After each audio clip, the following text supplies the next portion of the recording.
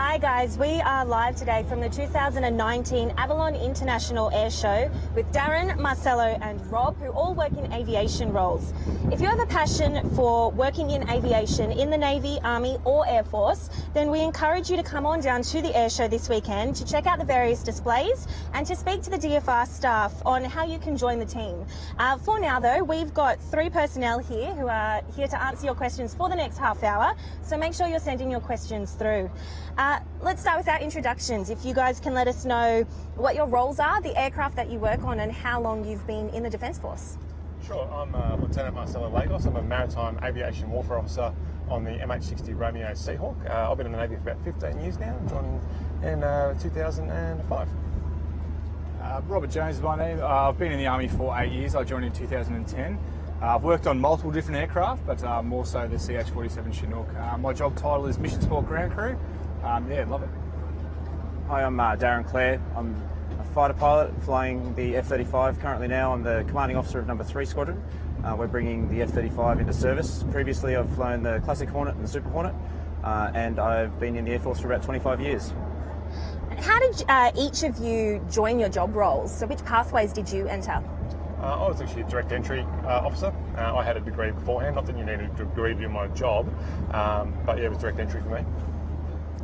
In a general entry non-technical role, so basically just direct entry in. I went through the Australian Defence Force Academy, so started through there with a degree in Bachelor of Technology in Aviation, and then moved on to pilot schools from there. And why? What made you choose those job roles? Look, I think my mum used to say that I wanted to be an astronaut, and she said I had to be a fighter pilot first, and I said okay. So I've always just wanted to be a pilot and flying the fast jets that you see around here, and certainly now the F-35 is a goal that I was lucky enough to pursue. For me, my dad was in the Chilean Air Force, and I've always been around aviation all my life, so it seemed logical to sort of get into that field as well, and I love aircraft and love the Navy. So.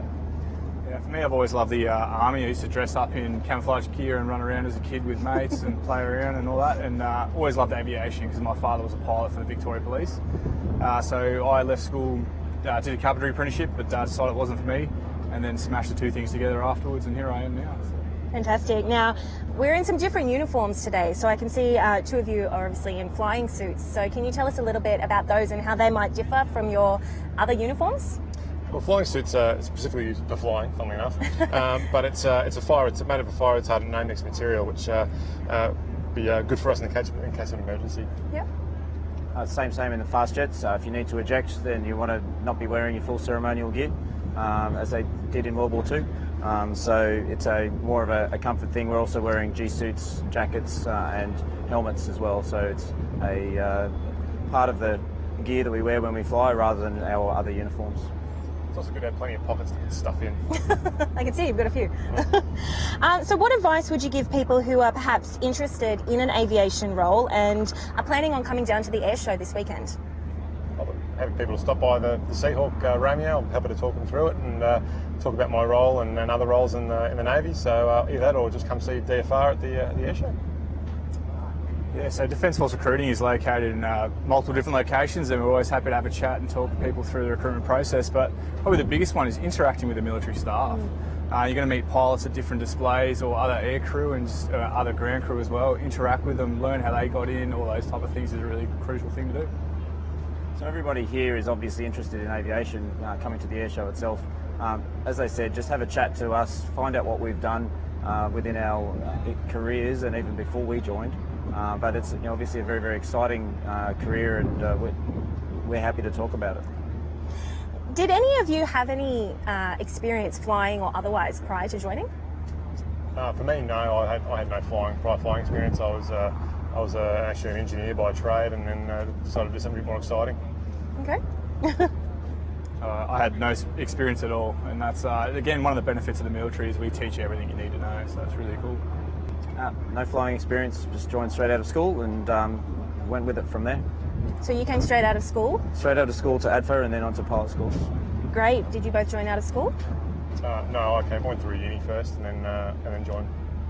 Yeah, I left school, all through school wanted to be a carpenter, and that's what I did, but yeah, here I am now. So got qualified and decided it wasn't for me. Okay, fair enough. So, teamwork. How big is the team you work with on a day-to-day basis? For me, in terms of the aircraft, the aircraft crew that I work with is a crew of 3 on a Romeo Seahawk. But the team is much bigger than who's in the aircraft. You know, there's all the maintenance personnel keeping that aircraft flying, all the ground support personnel doing other things such as cryptographic type stuff and that kind of thing. So it's bigger than the air crew on board. But my core team in the aircraft is a crew of 3. Okay, I guess people get the idea with aviation that pilot is the only job role, don't they? But there's a variety of job roles in aviation. Absolutely, and it's not necessarily just a flying role. There's other ground jobs relating to aviation too. Such as yourself, Rob. Yeah, correct. Yeah, so in Army Aviation, there's 2 aviation ground roles. We have aviation support, which are our refuels and rearmors for our Army helicopters. My job role as well, predominantly around communications and those type of aspects of the role.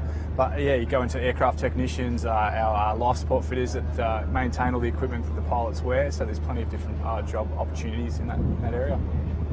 So in a fighter squadron, you obviously fly the airplane by yourself, but you don't get there by yourself unless everybody else is working together. We've actually got a pretty big team, upwards, almost up to 200 people in the squadron, from a maintenance, supply, support, and then logistics, admin, all of that part of the puzzle to make it all come together.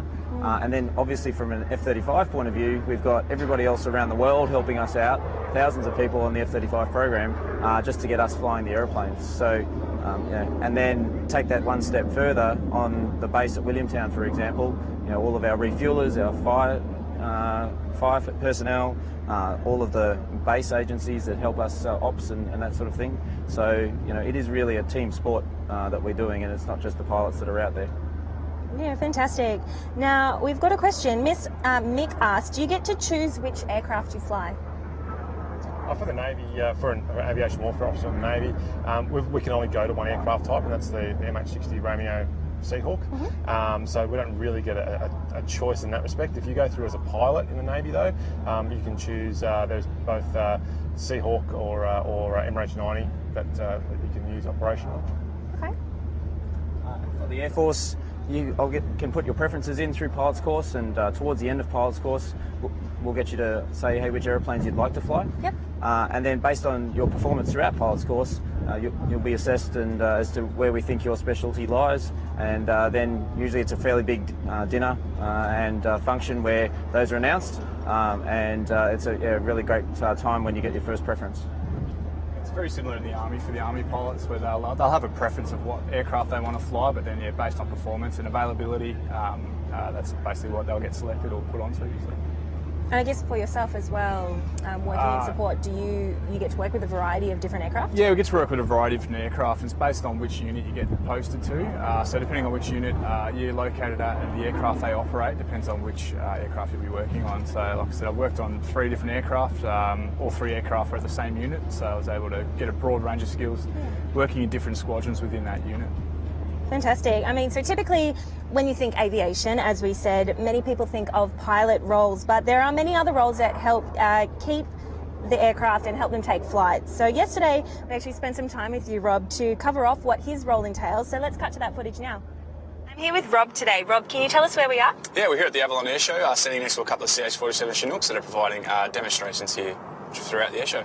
Can you tell us what your job role as mission support ground crew entails? Yeah, my job role is primarily radio communications with our Army helicopters. So when they're out on task, we keep track of where they're located, what they're doing. We flight follow them throughout the whole activity as well.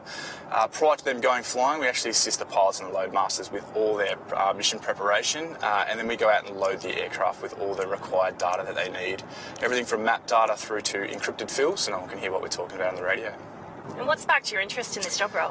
What sparked my interest was when I was a kid, I used to dress up in army clothes, much like I'm wearing today, and run around with toy guns with a few mates and play around with that. So that sparked my interest in the military. And aviation came from my father, who used to fly the police air wing helicopter down here in Melbourne. So I finished high school, left high school, and then became a carpenter, but decided that wasn't for me. So I decided to take my 2 childhood passions and mash them together, and that's why I'm here today. Did you need any particular skills or qualifications? No, none at all. So that's probably the best thing about working in the military is you don't need any, in most roles, don't need any prior qualifications or skills to join our organisation. And what's your favourite aspect of your job role? Favourite aspect is working with the helicopters, obviously. They are an awesome bit of equipment that we get to use, but also what they do is crucial. So there's so many different roles that they can fulfil. Everything from heavy lift with external loads through to turret movements, as well as aeromedical evacuations and a whole bunch of other different things that we can do with these aircraft. So it's really good that it's such a dynamic and diverse workplace, so you can continue to improve yourselves and work in different situations the whole time. So it's great. And can you tell us a little bit more about the Chinook behind us? Yeah, the Chinook's an awesome aircraft. It's a big truck, if you'd like to say, a big flying truck. It can carry up to about 30 people in it. It also can lift itself, which is quite a significant thing for an aircraft to do. So, and this current version that we operate here in the Australian Army is the CH-47 Foxtrot. Has a much advanced avionics suite, glass cockpit, and a few other bits and pieces that are really, really cool. And you've got to work on that personally? I have. I've worked with 3 different aircraft in my time in the military. I've worked on the CH-47 Chinook as my primary aircraft, but I've also worked with the MH-90 Taipan and the S-70 Black Hawk when I was deployed. Fantastic. Thanks, Rob. Thank you. So thank you. Make sure you're getting your questions through. We will be here for a little while longer. We'll dive straight into the questions though. Now, Nick has asked, I've just completed my U session and have a few job role opportunities within the Army, Navy and Air Force. Were you guys set on the particular job role you wanted to do before joining, or were there a few different roles that you could choose from? For me, I knew I wanted to do the aviation warfare officer role, so and in the Navy, so I was pretty cut and dry with that. Yeah, for myself, definitely knew I wanted to be Army and definitely knew I wanted to be in aviation, but I was actually tossing up between the aviation ground crew and mission sport. So yeah, ended up where I am now. But yeah, did have a bit of decision making and a bit of tossing and throwing between the two, and that just came down to research into the roles and what each of the job roles do. Absolutely. I kind of always wanted to fly fast jets, so that drove the Air Force that way. Yes. That said, I did have got a bunch of friends who've transferred either from other services to the Air Force or from the Air Force to other services, depending on jobs as they've gone through. So all those options are open to you, either through recruiting or even once you get in, you're not locked into that career for the rest of your life. You can look to change at a later date, so it's not something you're locked into. Fantastic.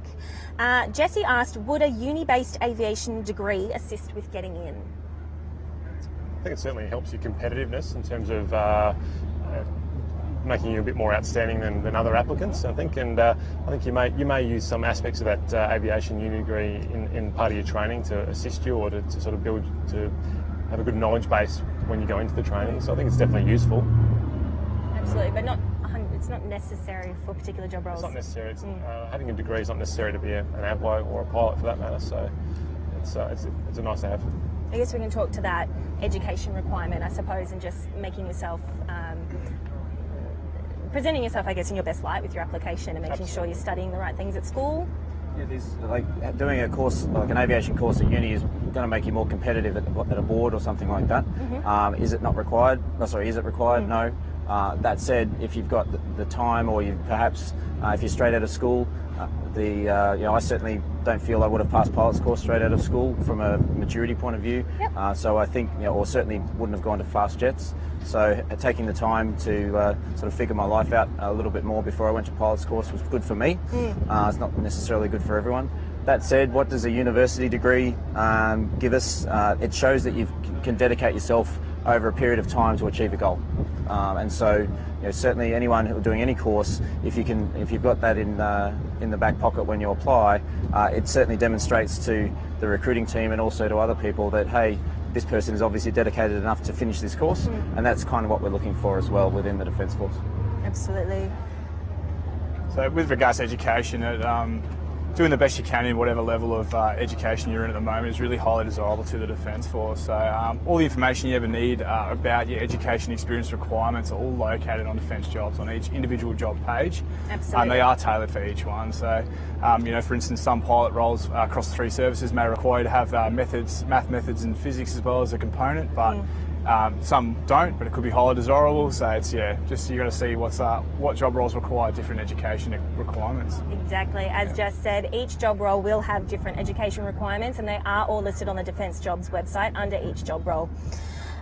Cooper has asked, do pilots interact with engineers? Absolutely, every day. So part of our daily routine, I guess, is actually setting up the flying program. And so it's up. One of the senior pilots will be responsible for running the flying program, and he'll be liaising, very, very closely with one of the senior engineers who's providing the aircraft for that particular day. So we couldn't function without that communication between the team. And it's, like I said before, it's a team sport. The pilots might be the ones flying the aeroplanes, but we don't do anything without everybody else doing their job as well. Absolutely. Now, Justin asked, can anyone become a fighter pilot?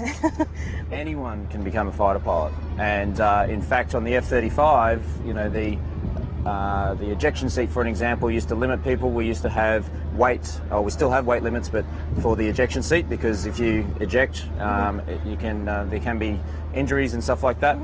For previous aeroplanes, that weight was higher. We're actually getting the seat down to 48 kilos, so it's that's what they're qualifying the seat to. So anyone can become a fighter pilot. We open to all ages and all personnel. Now, we actually spent some time with you, Darren, yesterday, you're one of the lucky crew who get to fly the F-35 fighter jet. So let's have a look at that footage. I'm here with Darren. Darren, can you tell us where we are? Sure. We're here at Avalon International Airshow.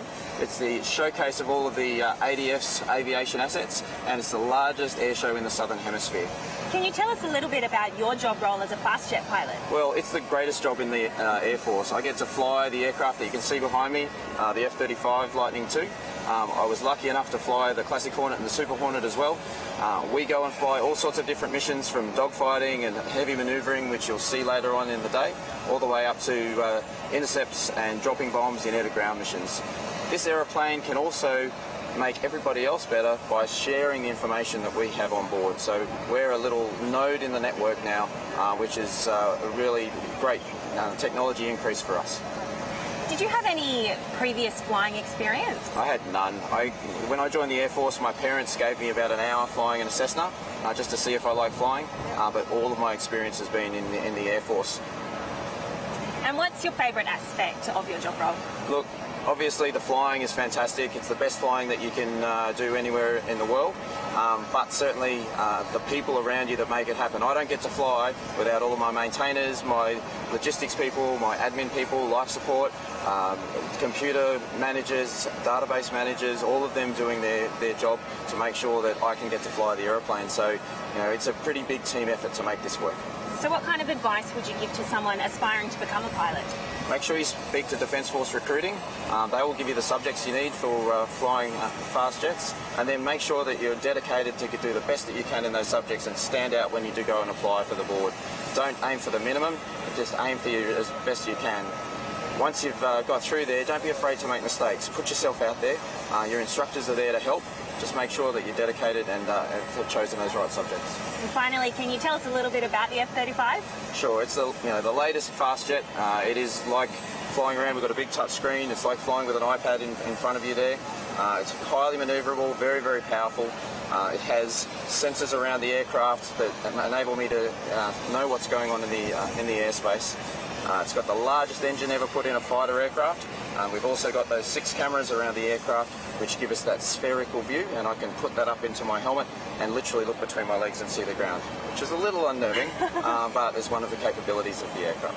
Fantastic. Thanks so much, Darren. So diving straight back into questions, Umar asked, how long is your training course? So what training is involved? How long does it take? I guess the answer would be very different for all three of you, all three services.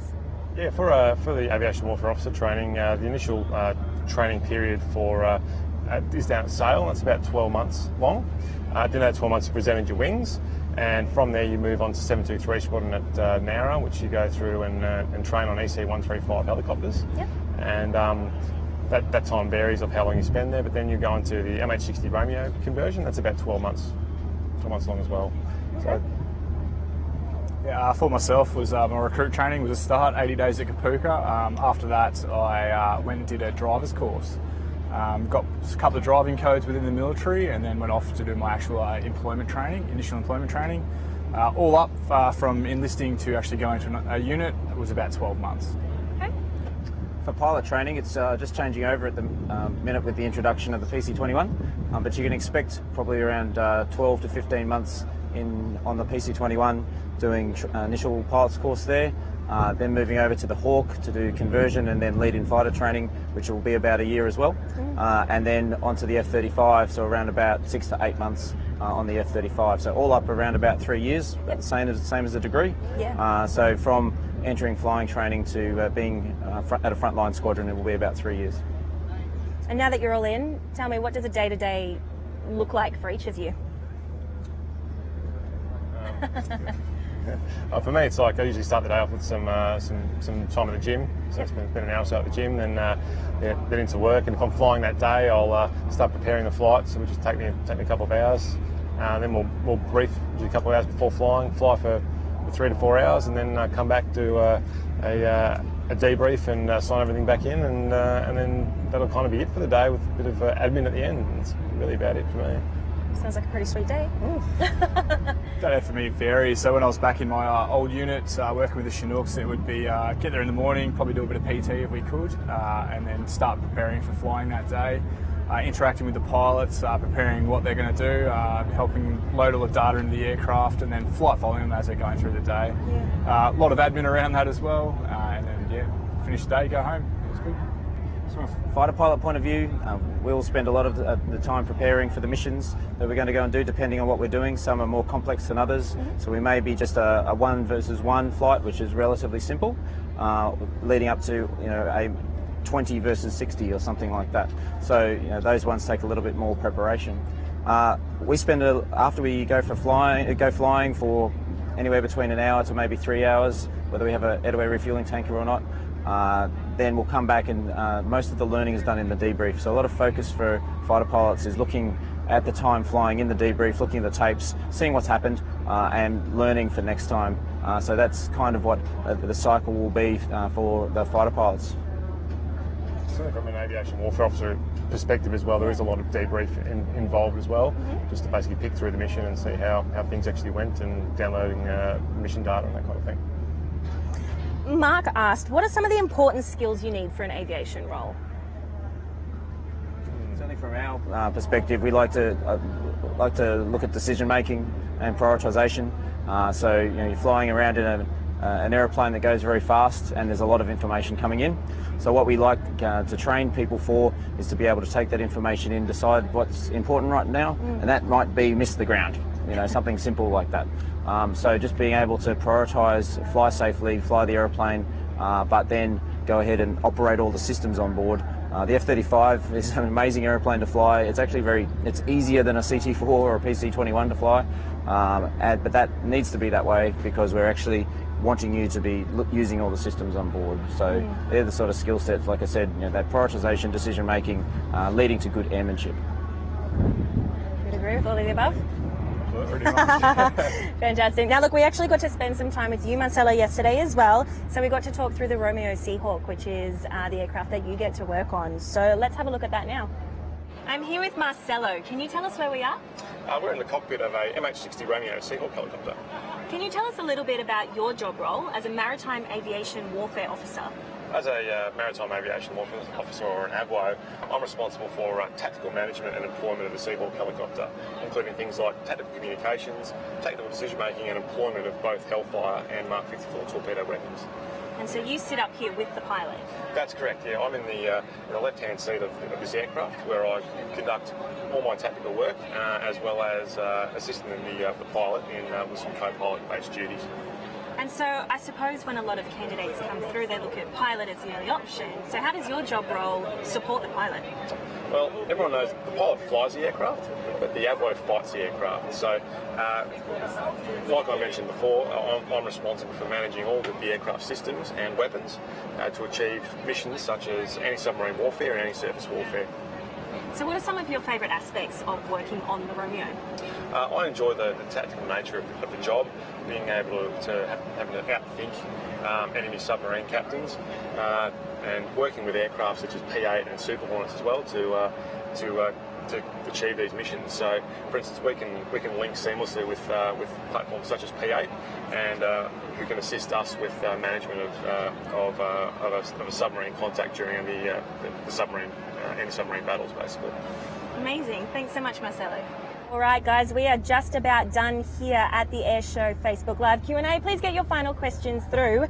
Now, Sally has asked what kinds of aircraft you get to fly. And I guess we can talk about the kind of aircraft that's here at the show this weekend as well. What will people get to see if they come down?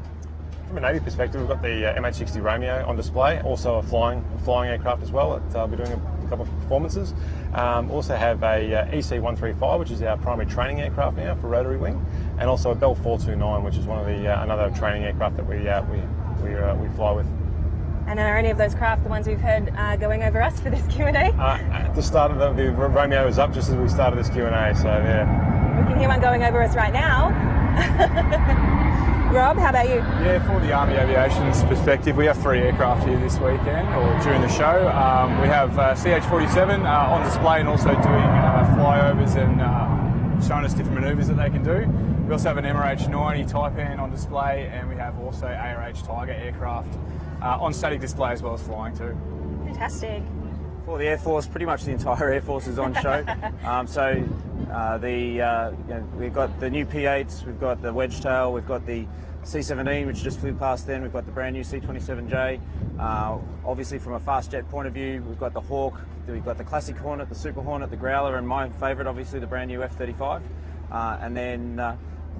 They're all flying as part of the showcase this afternoon, and then all throughout the weekend. They're also all on static display, so I know it's hot, but please, we've got people there to talk about it all. Please come down and have a chat to the squadron members and see what they've got to say. Fantastic. Now, Kobe has asked, and I guess we did mention that you don't need previous flying experience for this job role, but he has said, is having previous flight training bad for applying to be a pilot? It kind of depends on how much you've got. And it depends. So from my experience as an instructor, I have instructed on the PC-9 and the Hawk. Some people with lots and lots of flying hours, so 1,500, 2,000 flying hours civilian, sometimes struggle to pick up the military way of flying, which is a little bit different. And so if they can kind of take the good bits and recognise that the military instructors are teaching them a slightly different way, then they usually go okay. That said, having no flying as well, if you're not sure about flying, some people come through and may have some issues with air sickness. So perhaps going for a flight and a Cessna to see if you like flying might be a good thing to do. You don't need any experience. We'll teach you, we'll train you as much as you need. Having too much is probably, it may hinder you a little bit. You just need to be malleable, I suppose. Be malleable, be open to new ideas, and you'll be fine. Fantastic. Now, what's the best part of being in your job roles? C-17 goes past. I think the teamwork aspect and being part of a small team on board the aircraft there, focused to conduct our mission and achieve what we need to achieve is a big highlight for me, working with them. A highlight for me is just working with aircraft. What's cooler than being able to go and work around aircraft, whether that be flying them or flying in them as well. Flown in them many times, and it's just really enjoyable. We get to do a whole bunch of cool stuff that a lot of other people get to do in a variety of different ways and aspects. The people are absolutely number one. So being able to do our jobs together, travel the world, all through Southeast Asia, the Middle East. I've been to the UK, I've been to the US. Wow. And those people that make the mission happen is purely remarkable, simply remarkable. Obviously, flying comes a very, very, very close second, because it's pretty amazing to fly the airplanes that we do. Absolutely. And tell me, what are some of the good things you've done? Trips?